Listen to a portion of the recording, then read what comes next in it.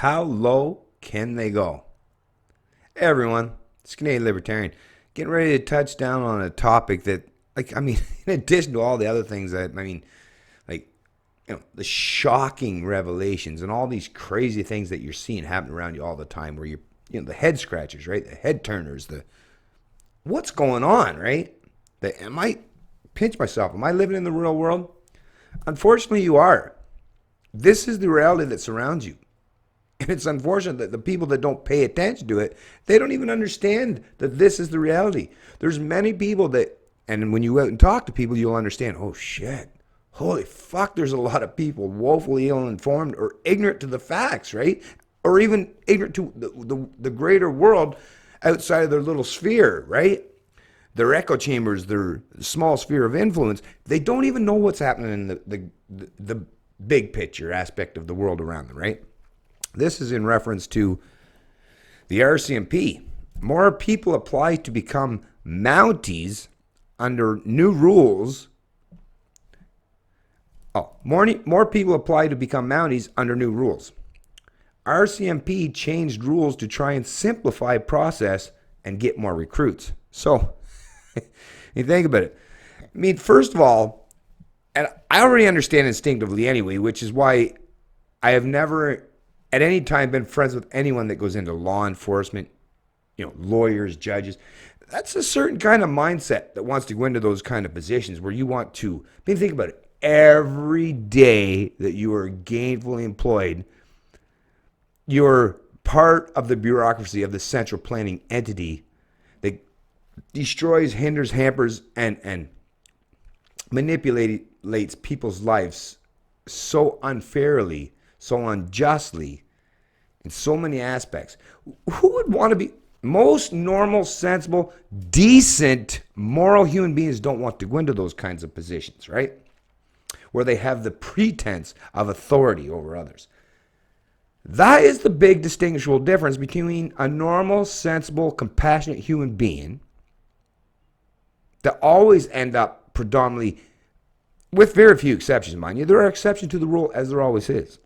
But predominantly, the generalized statement that, yes, most good people go into the private sector because you're not looking to centrally plan, dictate, and manipulate and control people, large swaths of people, unless you're the business owner. But to get to that point, like I say, it's two different kinds of scenarios as a business owner that starts out creating a business and how you get to be a business leader and have people underneath you. But even then, the people under you, the only authority you have over them is as their boss. But they have the willingness, the capacity, and the capability to turn that off in a second by just leaving that job and going somewhere else, right? So you don't really have any pretense of actual authority over them. You're a leader. You're a boss. You're an employer. But you are not someone that tells them how to think, what to think, dominate, and controls them. You can't imprison your employees. Like if your employee doesn't show up for work or does something, you cannot penalize them by putting them in cages, using violence, stealing money from them, dictating and plundering them. There's no pretense of that, which is, I don't even want to get into this whole thing of private sector versus public sector when you're talking about employees and employers. That's a topic all on its own, which I have covered on before. I mean, come on. You got to think about the mindset of the kind of people. And a lot of the time, it's a continuing thing, right? Just like if you were a preacher, there's a very good chance if you were a preacher that you're going to try to force or get your kids to be preachers too. Or if they're raised in that environment, that they might believe that being a preacher is the right thing to do. No difference than if you're a cop, a judge, or a lawyer. They try to propagate and keep that institution going by propagating to their successive generations. Well, I'm here to counteract all the narratives and the pretense that we need central planners or these control freak sociopaths that have no actual genuine legitimate authority over you and even have the ability to escape all the laws, rules, and regulations they pretend or purport to enforce. So when there's an exception to the rule, you know that it's not universally consistent. It's about being ruled over and being oppressed. But what are these changes to the rules that we're talking about? Very fucking disturbing. Very, Think of how much. Actually, in a way, it's a kind of a positive sign that they have to go to such extreme measures, takes such extreme measures to get more mindless enforcers to carry out the edicts, the whims, and the opinions of the control freaks that dominate the government, the state, right? There are early signs that changes to the RCMP's application process are leading to a big bump in recruits. The police force changed its application requirements 6 months ago with the aim of simplifying the process and making more people eligible to apply. Now, recruits don't have to be Canadian citizens. So to be an RCMP, like a cop in Canada, you don't even have to be a Canadian citizen.